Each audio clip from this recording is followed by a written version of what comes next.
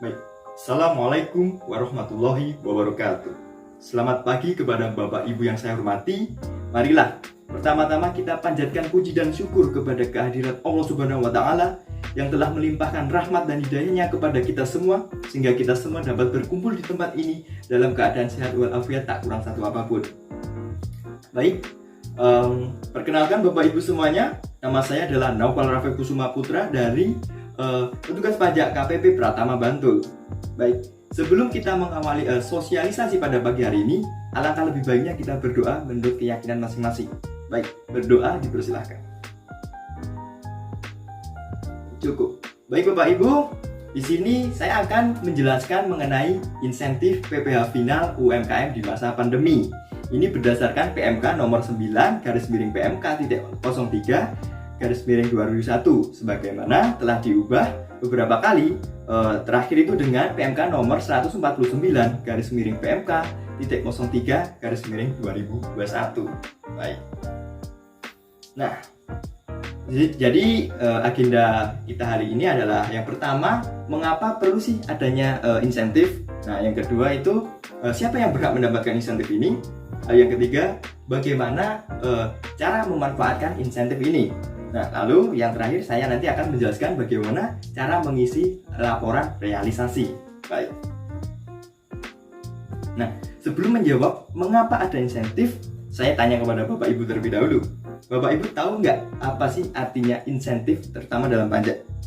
Belum, nggak tahu Pak saya. Oke, jadi begini Bapak Ibu, insentif pajak itu adalah manfaat pajak yang diberikan dari pemerintah ke masyarakat supaya menstimulasi atau mendorong bergeraknya roda perekonomian ke arah yang positif. Seperti itu Bapak Ibu.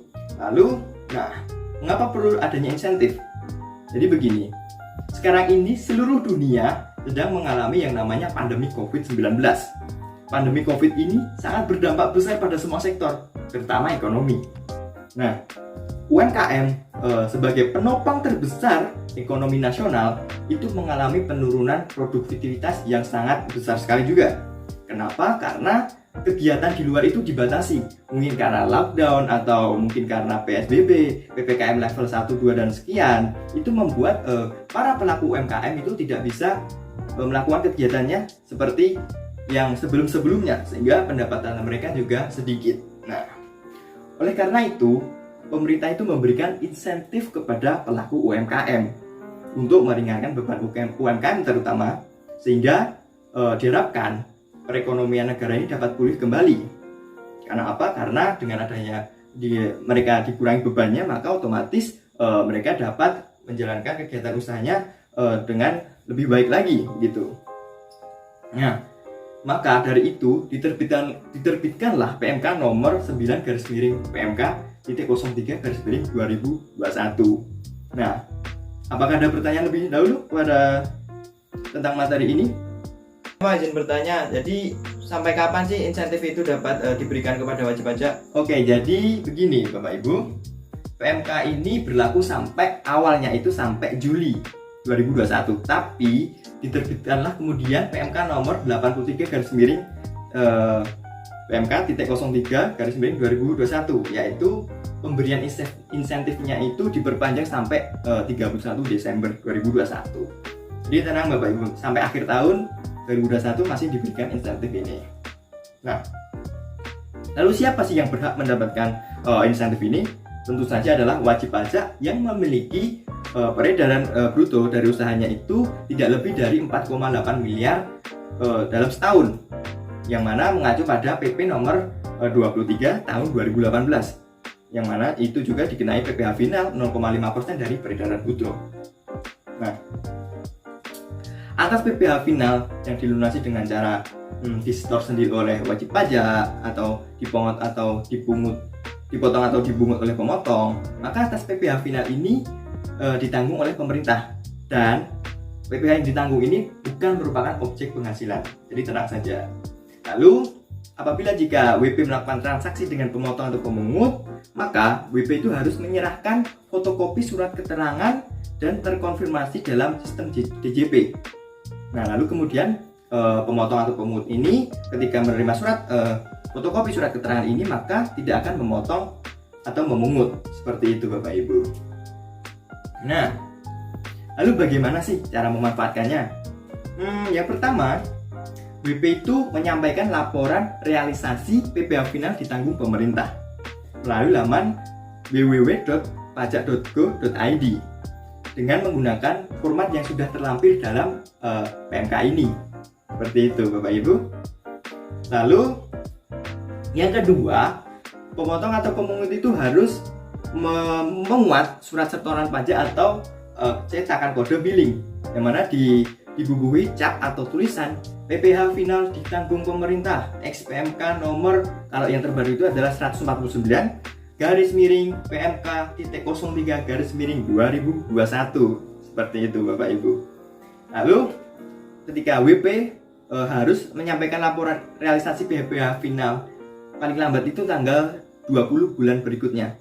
Lalu jika tidak menyampaikannya maka tidak dapat memanfaatkan insentif ini. Jadi otomatis terkena potongan PPh final sebesar 0,5% harus disetorkan.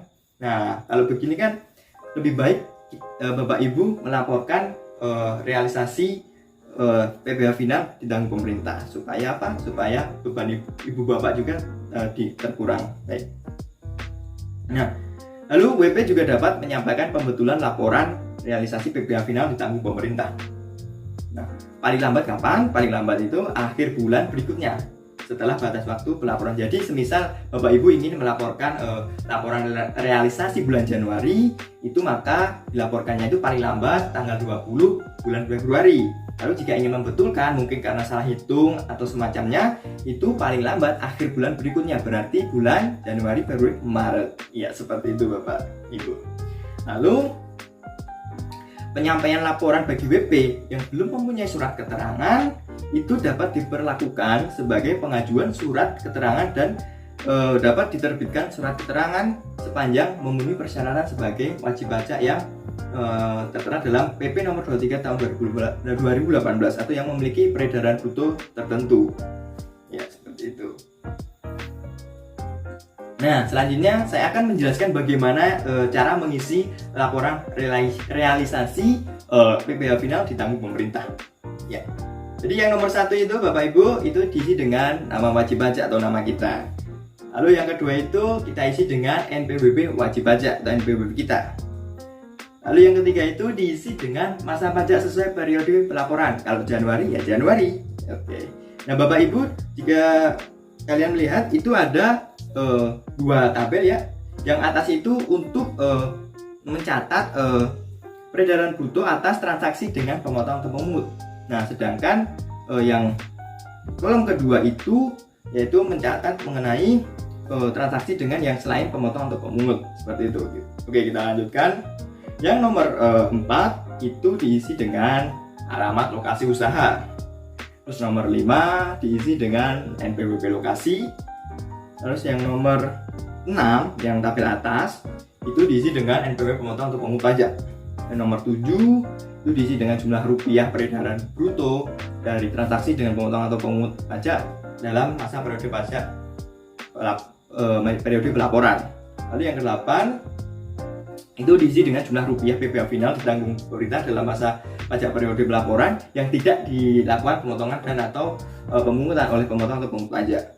Nomor 9 itu diisi dengan jumlah rupiah seluruh peredaran bruto dari transaksi selain dengan pemotong atau pemungut pajak dalam masa pajak periode pelaporan.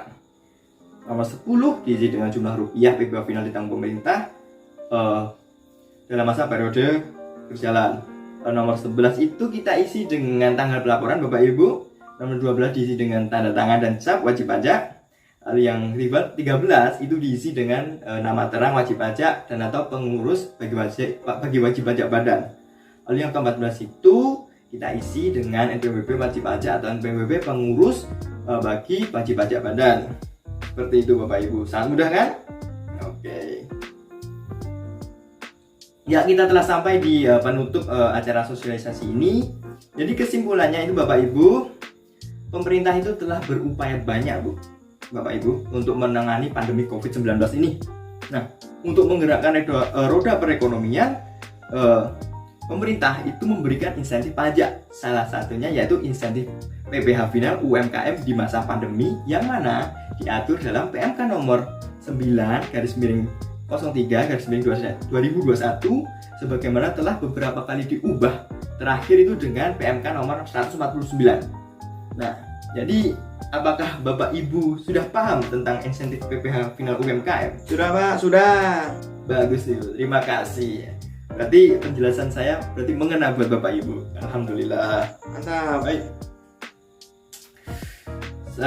Sebelum saya mengakhiri ini, saya ingin menyampaikan jargon dari awal, tapi karena berhubung saya lupa, saya sampaikan di sini sekarang saja. Baik. Ketika saya bilang insentif pajak, Bapak Ibu bilang UMKM bergerak. Oke, siap? Oke. Insentif pajak UMKM bergerak. Iya, cakep. Baik Bapak Ibu, cukup sekian sosialisasi dari saya. Apabila dalam penyampaian saya banyak salah kata, mohon maaf karena tidak ada manusia yang sempurna. Baik, sebelum saya tutup saya ingin sebuah pantun. Baik.